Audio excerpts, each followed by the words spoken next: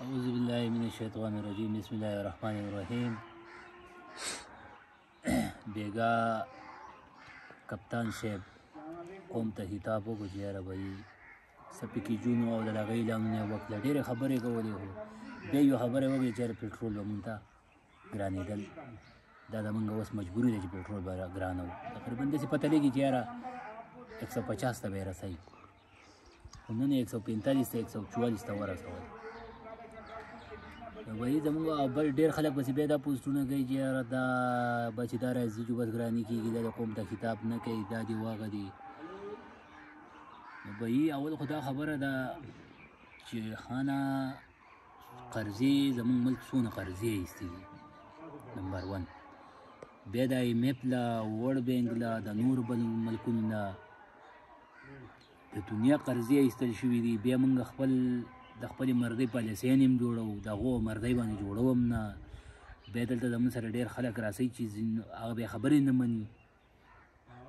نو اول خو دا دغه دی چې یاره قرضدار یې وایي چا وژلی نه دی، یا خو دې چورلټ انکار وکړي امریکې ته چې بهي تا ته نه یم جوړ او بس چاینا ته جوړ یم او بس اسم یا امریکا اسم نشي کولی. پابندي به یو څو کاله پابندي به ولګي، په ایران هم پابندي نه د دنیا. ایران خو د ولګې له مړ نه شو، نه روپۍ ورکوي، اسم نه کوي، نه ایران مړ شو د ولګې له هغه هر څه دغه کېږي پې. نو یا دې یاره مونږ ته د حکومت یو خبره وکړي چې بهي به 2 میاشتو کې به دا قرضه دونه مونږ به راکمو. هر څه دې ګران دي، که 500 ته یې رسوي که 1000 ته یې رسوي، خو بیا به 2 میاشتې دا به یا 3 میاشتې داسې یوه خبره دې وکړي. نو دا ورو به ورو روان دی، خبره کوي او دغه نه ښایي.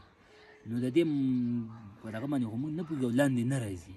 ډالر هم ترې په بر روان دی، شاید یې غران غوندې کې روان دی. نو اول خبره خو دا دی چې خانه دې ټولو چا چې حکومتونه راغلي قرضې ایستي دي، پایي سود دي، هغه سود هم ورکول دي، هغه قرض هم ورکول دي. نو دا به په څه ورکړي؟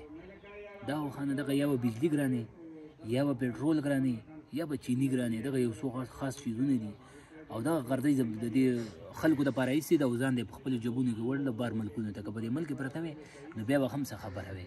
نن دې دغه خپله قرضه چې کومه دو بار ته وکړي، نن دې راوړي او دغه دې وکړي. دا په دې ملک به بینکونه موږ یې ترې غواړو نه، خو د ملک په دې بینکونو کې دې کېدي ټیک ټاک په ملک چلېږي، هر څه بارزاني.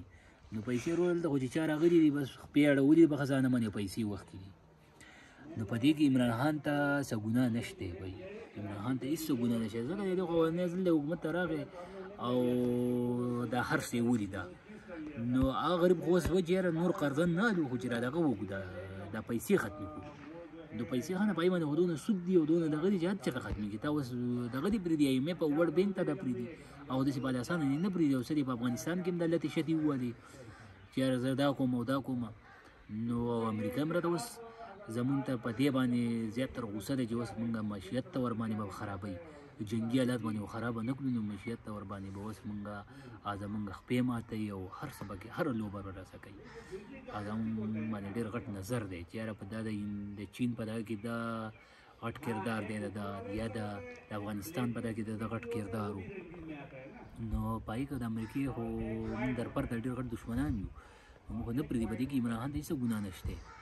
نو زمونږ دا دغه دی چې یاره وایي د قرض که هر څونه ګرانوي، خو یو لیمټ دې ورکړي چې یاره دې ټایمه پورې به ګراني، بس چې مونږ د قرضه دونه سود ورکړو، دونه دغه ورکړو، بس بیا به مونږ دغه کوو، دا بیا ته به ارزان کړو، خیر دی. نو دا د یو پالیسي اختیار کړي. یو خو داسې وزیر خزانه نشته، خلک داسې وزیر خزانه نشته، کله یو پرایویټ راوړي کله بل پرایویټ راوړي. داسې خپل امینیګانو کې یو دغه نشته په وزیرانو کې چې یاره دا یو کس راولي چې یاره په دغه کې نه دا وزیر خزانه کې په یو سینیټرانو کې مثلا یو سینیټ کې قابل ته نشته چې وزیر خزانه کې او په د خزانه په حساب کتاب جوړ شي.